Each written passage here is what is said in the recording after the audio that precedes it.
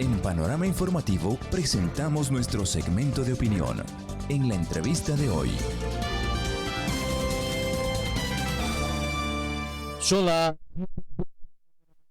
puntual característica del candidato Marcelo Jaramillo Fernández Salvador, candidato asambleísta de la provincia de Morona, Santiago, por la lista 5, Revolución Ciudadana. Nos acompaña aquí en el set para dialogar sobre diferentes temas inherentes a su campaña política. Bienvenido a los estudios de la radio.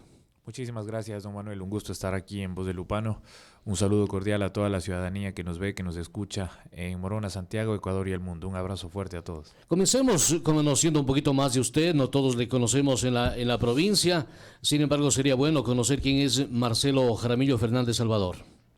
Sí, bueno, Marcelo Jaramillo Fernández Salvador es un hijo de Morona, Santiago, de padre macabeo, de madre limonense. Por mis venas corre sangre de Morona, Santiago. Soy abogado de profesión. Gracias al esfuerzo de mis padres he podido prepararme más allá de lo que a veces muchos hijos de Morona, Santiago pueden hacerlo, y yo estoy muy agradecido por eso. Y creo que en este momento de mi vida debo dar más de lo que normalmente uno da y no mirar al toro desde lejos. Es por eso que decidí entrar a esta contienda electoral con la finalidad de aportar un poco más, de cambiar las cosas en Morona, Santiago. Creo que nos falta muchísima representación, lo digo con mucha humildad, pero sí con frontalidad. Creo que nos falta recuperar la dignidad de Morona, Santiago en la Asamblea Nacional, es decir, que retumbe el nombre de Morona, Santiago en la Asamblea Nacional desde lo positivo, no siempre desde lo negativo. Lastimosamente en los últimos tiempos todo es negatividad desde la Asamblea Nacional para Morona, Santiago, escándalos de corrupción, cero proyectos de ley, cero fiscalización. Entonces esta vez queremos darnos esa oportunidad como ciudadanos de Morona, Santiago, con la finalidad de poder llegar a un espacio de la Asamblea Nacional para presentar proyectos de ley que sean en beneficio no solo del Ecuador, sino de Morona, Santiago también, y sobre todo llegar con una posición firme respecto al tema de fiscalización, que creo que nos ha hecho falta durante muchísimo tiempo.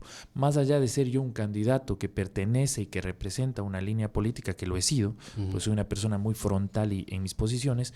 Yo en esta contienda electoral defiendo los intereses y los colores de Morona, Santiago. Usted ha visitado ya en el corto tiempo algunos de los cantones, de las comunidades. ¿Qué le han dicho los ciudadanos, los comuneros? Bueno, en este tiempo que hemos recorrido, bueno, yo recorría la provincia desde antes porque era funcionario público, pero en este tiempo hemos recorrido los 12 cantones. Ya estamos, creo que por la tercera vez en algunos cantones.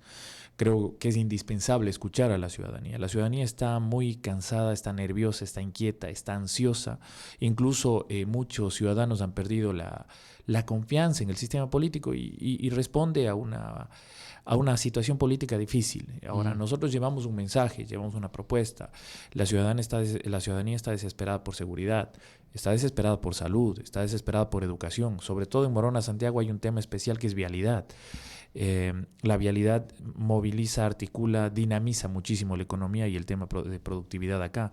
Entonces son 4 ejes que nosotros hemos visto, hemos escuchado, y en base a eso hemos analizado nuestras propuestas. Ahora, en el tema de las propuestas, hoy en día en el país se habla y los candidatos hablan de la seguridad en el país. O sea, en eso deben marcar. Mire cómo cambiaron las cosas. Antes se hablaba hablando de gobiernos seccionales, se hablaba de puentes, de carreteras, se hablaba de infraestructura, pero hoy las cosas cambian, doctor, y hoy lo que se habla y lo que el pueblo quiere es seguridad en las calles, seguridad en donde se encuentran, porque la situación está muy complicada. Desde ahí, ¿qué hacer? ¿Qué hacer en la Asamblea Nacional, tomando en cuenta, doctor, de que según los análisis que uno se puede hacer, la Revolución Ciudadana tendría una mayoría en la Asamblea Nacional? ¿Qué hacer ahí entonces para poder provocar leyes que realmente vayan a cuidar al ciudadano? Esa es una pregunta muy importante, don Manuel. Mire, ¿por qué la ciudadanía cambia sus necesidades? Evidentemente por la realidad. Somos el segundo país más inseguro de Latinoamérica y en este momento ya estamos entre los 15 más inseguros del mundo, ¿no? Imagínese. Y estos son datos de organismos internacionales. ya existe un pronunciamiento a nivel de organismos internacionales e incluso prensa internacional que ponen a Ecuador como un narcoestado, ¿no? Estamos con narcogenerales infiltrados en las Fuerzas Armadas, en la Policía Nacional, y eso hace que ningún ciudadano esté tranquilo. Ahora, ¿cuál es la solución? ¿Qué es lo que nosotros debemos hacer? Es responder desde mi posición como candidato asambleísta, y si así la voluntad del pueblo es llegar a ser asambleísta, pues establecer un proyecto de ley. Tenemos un proyecto de ley integral de tipo estructural. ¿Qué pasa cuando yo digo esto, no? Muchas veces suena más bonito decir que vamos a militarizar absolutamente todo, y está dentro de ese proyecto de ley el resguardar fronteras, ¿no? Empezar a fortalecer el tema de los comandos conjuntos, tanto en Patuca, Tihuinza, Taixa, Hualaquiza, con la finalidad de que las Fuerzas Armadas empiecen a hacer una vigilancia completa en los sectores fronterizos. Pero este proyecto de ley está orientado a todas las funciones del Estado, que todas las funciones del Estado empiecen a trabajar en temas de seguridad. Claro. Mire, hay que entender algo. Hay que diferenciar la seguridad en dos líneas: delincuencia común y crimen organizado. Y no puedes atacarlas a las dos de la misma forma. Delincuencia común implica incluso temas de pobreza, temas de desigualdad, que tiene otra connotación. Crimen organizado se necesita un trabajo integral de ¿qué? Inteligencia, Policía Nacional, SENAI, todos los organismos de control, función judicial, mesa de justicia, absolutamente todos trabajar en coordinación. ¿Cómo lo vamos a hacer? Vamos a establecer una ley de emergencia en seguridad, y hay un proyecto de ley que se va a trabajar directamente entre el Ejecutivo y el Legislativo con la finalidad de dinamizar el tema de seguridad. Hay que reabastecer a los UPCs, a la Policía Nacional, hay que darles esa confianza, hay que darle la tranquilidad. Necesitan tener armamento, chalecos antibalas, patrullas, motos, reactivar los UPCs. No tenemos absolutamente nada, ¿no? Imagínense, Claro. se han tomado más de 2 años para un contrato de chalecos antibalas. ¿Qué policía tiene la tranquilidad de poder defender a su gente No si tiene. no tiene ni chalecos? Y los que tiene ya están caducados. Claro, 2 patrullas para todo Morona, Santiago. Me contaban en Hualaquiza, recién estuve allá, que hubo un accidente en donde después del accidente se robaban las pertenencias de los heridos y llamaban a la policía, y la policía decía, bueno, nosotros vamos, pero ustedes pagan el taxi porque no tenemos patrullas. Imagínense eso. Entonces yo creo que ya es llegar al límite de la ineptitud. Entonces hay un proyecto de ley integral estructural, porque no se debe luchar contra la inseguridad desde un punto de vista netamente romántico, en donde queremos disfrazarnos de militares para poder luchar contra la inseguridad. Tenemos que entender cuál es el camino adecuado, uno para la delincuencia común, otro para el crimen organizado, organizarnos como país, tener presencia como Estado en todas las provincias, en todas las partes y en toda la institucionalidad pública. Debemos empezar a trabajar de una manera eficiente para poder realmente luchar contra la inseguridad y volverle a poner al Ecuador entre los países más seguros de Latinoamérica. ¿Por qué es tan importante la seguridad? Porque sin la seguridad no se puede dinamizar la economía. Los locales comerciales cierran a las 5 de la tarde. Así es. No se puede dinamizar el comercio, no se puede dinamizar el tema productivo porque te roban en las fincas, en las haciendas. ¿Cómo vamos a generar productividad? ¿Cómo vamos a lograr turismo si no tenemos seguridad?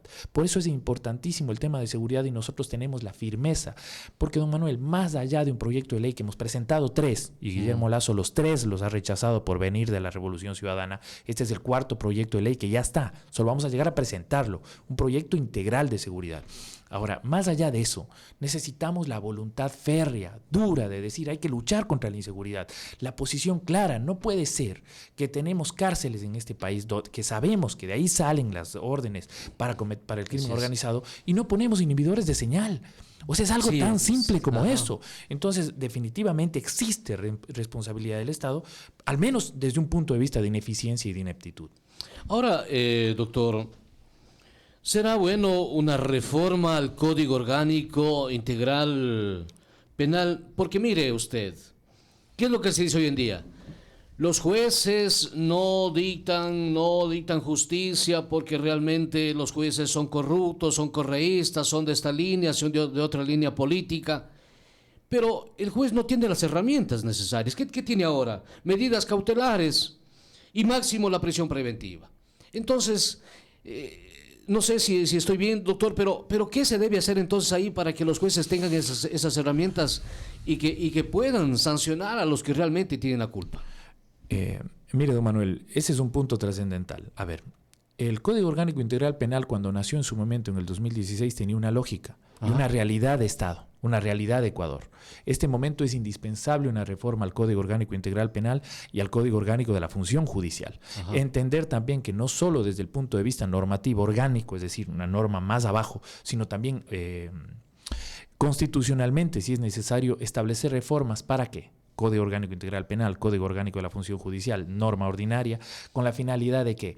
De reestructurar el sistema judicial adecuado a la nueva realidad. Por ponerle un ejemplo, jueces sin rostro, fiscales sin rostro. Necesitamos una justicia que garantice y le dé seguridad a jueces y fiscales para poder establecer sentencias. Mire, yo conozco a la función judicial desde adentro, fui director muchísimos años de la función judicial y conozco a jueces honestos, correctos, la gran mayoría de ellos, la gran mayoría de ellos. Entonces, muchas veces el común denominador es llevar a que el juez no dicta sentencia porque es corrupto, porque pertenece a una línea política, y eso es totalmente absurdo y llevado a los cabellos. Pero sí necesitamos una reestructuración, necesitamos un cambio, necesitamos un proyecto de ley, al menos una reforma al Código Orgánico Integral Penal y estas leyes que yo le decía, con la finalidad de establecer nuevos mecanismos de seguridad para la función judicial, nuevos mecanismos de tranquilidad e incluso analizar la posibilidad de una reestructuración en los tipos penales. No con esto quiero decir que voy a irme directamente al derecho penal del enemigo, es decir, perseguir por perseguir, pero sí se debe entender que hay tipos penales que deben endurecerse dentro de nuestro país. Es indispensable también pensar ya en una ley de extinción de dominio. Es importante analizar la situación real y eso lo vamos a hacer a través de la creación de un código de transparencia. Pero usted tiene toda la razón. Cada situación, cada cuerpo normativo, cada código que nace con una intención, pero son cuerpos normativos que no son perfectos, son perfectibles en el tiempo, porque van a decir, el Código Integral Penal lo hizo el correísmo. Sí, lo hicieron dentro de la época del correísmo, pero respondía a una realidad. Antes del Código Orgánico Integral Penal, todas las normas penales eran abiertas, dispersas, un código por aquí, el Código de Ejecución de Penas, el Código Penal, el Código de Procedimiento Penal, se unificó dentro del Código Orgánico Integral Penal, pero necesitamos una reforma adecuada a la nueva realidad criminal y delictiva del Ecuador, con la finalidad de que exista firmeza, frontalidad y seguridad para la función judicial. Pero ¿por qué no dan paso a una reforma? ¿Será que no les conviene ahí en la Asamblea? Mire, yo le voy a ser muy franco. Durante el último tiempo de la Asamblea Nacional, el conflicto fue más de tipo político, ¿no? Existen proyectos de ley, yo debo ser muy frontal en esto y usted puede revisarlo a través del Observatorio Legislativo. El 70% de los proyectos de ley que se presentaron en los 2 últimos años fueron de la Revolución Ciudadana. Solo el 25% de los proyectos fueron de Marcela Holguín, asambleísta nuestra.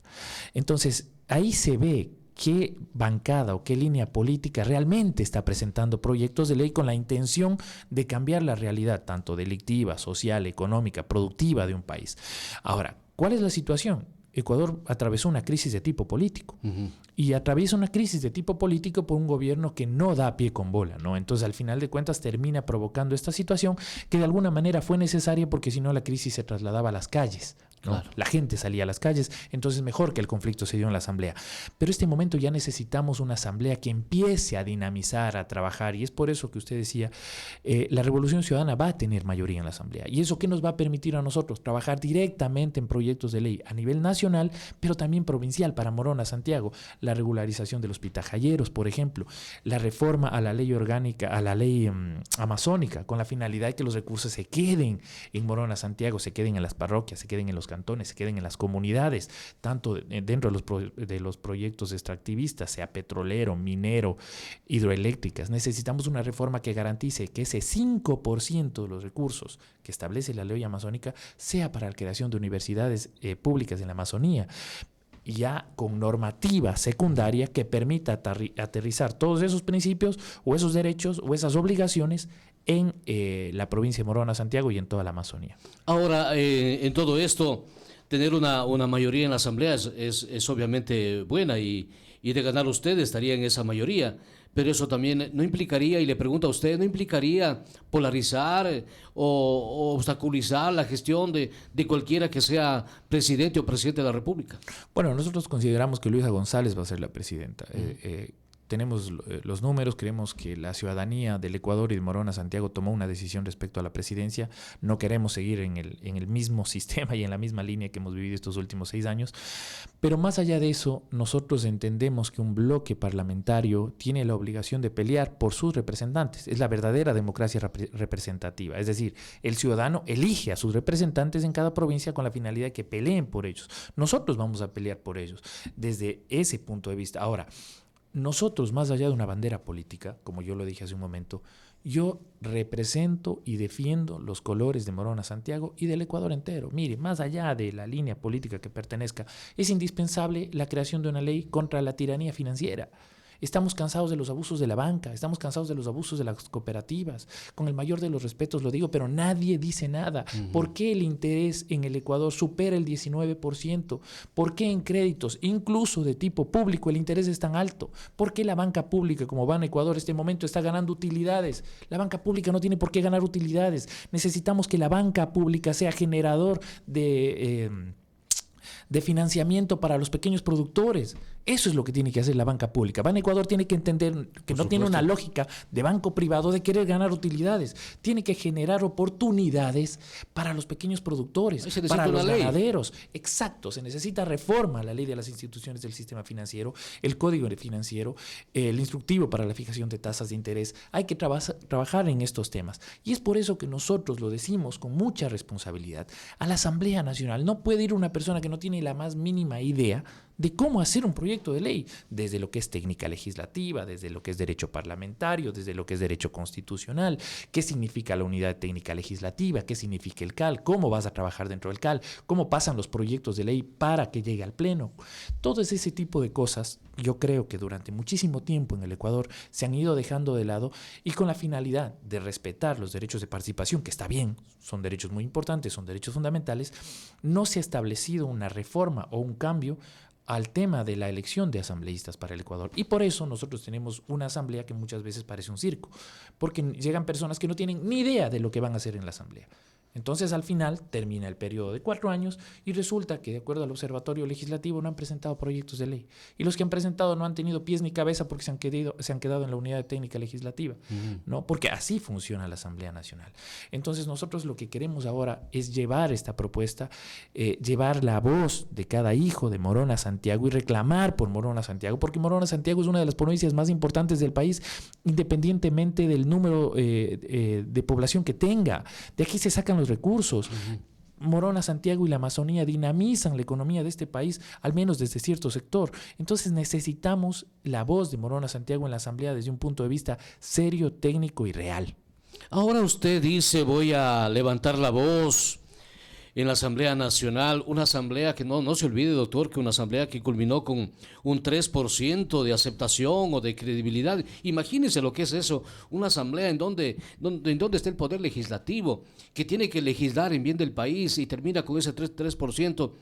Pero usted podrá hacerlo, podrá levantar la voz de la provincia de Morona Santiago, o será que lo callan allá y tendrá que hacer caso a lo que diga el jefe de bloque. No, mire, don Manuel, a mí me conocen, yo le diría no solo en el cantón Morona, sino Morona Santiago. Yo soy un tipo de posiciones firmes, concretas, directas, de lealtades profundas, sí. Y la lealtad la tengo con Morona Santiago. Esta es mi tierra. Yo quiero volver después de año y medio y mirarles a la cara a la gente y decirme, Marcelo Jaramillo hizo algo por Morona Santiago. Claro. Yo no soy una persona que tenga una avanzada edad y que crea que mi función dentro de la administración pública termine. Yo creo en la administración pública. Ahora, mi postura ni siquiera es únicamente partidista, porque yo soy un tipo leal, sí, a los colores de mi movimiento, pero por delante está mi provincia, por delante está la gente, y yo defenderé los intereses de Morona Santiago. Al final de un periodo, yo quiero regresar a Morona Santiago. Quiero mirar a la gente a los ojos y decir, mire, pude hacer algo, al menos desde este proyecto de ley, dejamos sentados los cimientos para un mejor Morona Santiago. Nosotros vamos a exigir, y esto lo digo con firmeza, la culminación del puente sobre el río Pano, la cantonización de Sevilla. Necesitamos 2 vías importantes en Morona Santiago, la Sixi Chihuinda Gualaquizo, la Gualaceo Limón. Eso no implica que los asambleístas manejen presupuesto, por supuesto que no, pero sí representación política. ¿Cómo es posible que hayamos tenido 2 asambleístas que nunca fueron a sentarse en Carondelet del Ministerio de Obras Públicas a exigir la construcción del puente sobre el río Pano? Si nosotros tenemos que irnos, hacer una rueda de prensa, exigir, poner las denuncias necesarias y ejercer presión para que el Ministerio de Obras Públicas, a través de los contratos que sea, termine con el puente del río Pano, lo vamos a hacer, porque así tiene que ser, así tengamos que irnos contra nuestro propio gobierno, porque al final de cuentas, esta es mi tierra y yo voy a volver a mi tierra, pues yo no voy a quedar viviendo en Quito, aquí está mi familia, están mis hijos, están mis padres, y yo respondo por esta gente, y las personas que conocen cómo somos la gente de Morona, Santiago, y la gente, voy a ser muy franco, el macabeo en sí, yo soy macabeo, somos gente de carácter fuerte, y somos gente de carácter firme, y vamos a tomar decisiones firmes, y vamos a defender los colores de esta provincia, y esa es mi garantía, y esa es mi palabra ante los hijos de Morona, Santiago. Ojalá no sea todo lo contrario en la asamblea, doctor. No. Mire, gracias a Dios el paso por el sector público para mí, 10 años, han sido un aprendizaje y ha significado realmente que nosotros podamos dejar algo en Morona, Santiago. Nosotros hemos dejado 3 reconocimientos a nivel nacional para la provincia de Morona, Santiago. Fuimos los creadores de los criterios anticorrupción. Jamás tuvimos un inconveniente de tipo corrupción, a pesar de que estuve casi 10 años en el sector público y en cargos directivos. Entonces eso muestra que realmente mi intención es dejar un legado dentro de lo que nosotros podemos hacer. Sin querer sonar romántico o muy patriótico, la realidad es que todos los ciudadanos de Morona, Santiago, podemos dejar algo si trabajamos con mucha firmeza y frontalidad. Nosotros, mi familia, los que nos conocen, mi padre, Ramón Jaramillo Palacios, Marta Fernández Salvador, no somos gente de dinero, pero sí somos gente que hemos vivido años en esta provincia y que realmente queremos el bien para Morona, Santiago y para los 12 cantones. Hay muchísimos mensajes que le llegan a usted en esta mañana, todos en apoyo para usted, pero hay uno que me llegó en este momento de Ana Delgado, dice: buenos días. En la ciudad de Macas, capital de la provincia, existe un problema muy grave en los hospitales públicos por falta de medicina y la falta de una unidad para la realización de la diálisis a tantos pacientes que requieren urgente de este servicio. ¿Cuál va a ser su gestión para exigir al gobierno la atención inmediata a estos requerimientos? Mire, ¿qué pasó con el tema de salud pública? Redujeron a la mitad el presupuesto de salud, ¿no? Y eso lo sabe todo el país y consta dentro de la información. Inconstitucional, porque el presupuesto de salud y educación tiene que ir de forma progresiva para arriba, no puede hacerse para abajo por más problemas fiscales que existan en el país. Habrá otras reformas que hacer, pero jamás los presupuestos para salud y educación deben ser regresivos. Ahora, ¿qué es lo que pasó? Lo hicieron.